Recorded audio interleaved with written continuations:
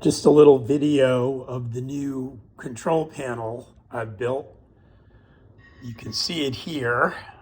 I have it actually connected to my development computer, which happens to be in the kitchen, but I have a camera on the layout. I can type in an engine number, in this case 71. Oops, let me clear that. 71, and hit the pound sign. We get the current state of the engine. The name scrolls because it's longer.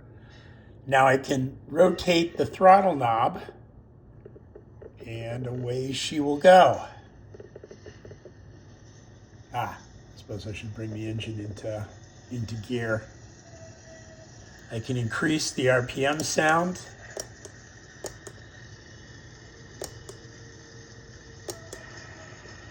I can simulate some conversation from the tower.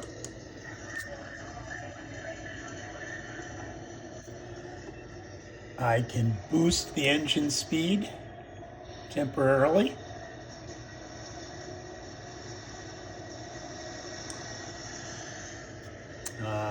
Let's see. We have volume. I can hit reverse and the train comes to a complete stop. We see on the control panel we're now in reverse state.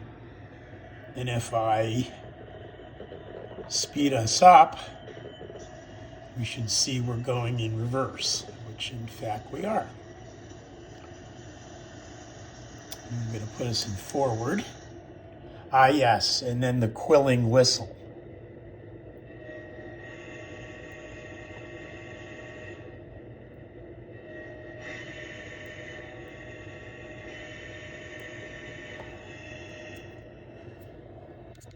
And that's all for now. I have one more button I have to add that'll be reset, and I haven't hooked up horn and bell yet. But you can see here I have startup and shutdown, RPM, effort, volume, some dialogue, boost and brake, and forward and reverse, along with speed and then the ability to type in the engine. The little green light tells me that my base is up and running, which was mostly just diagnostic for me. And then this screen, please be kind to the fact that it looks like a beaver with an overbite cut the opening out. It is just a prototype.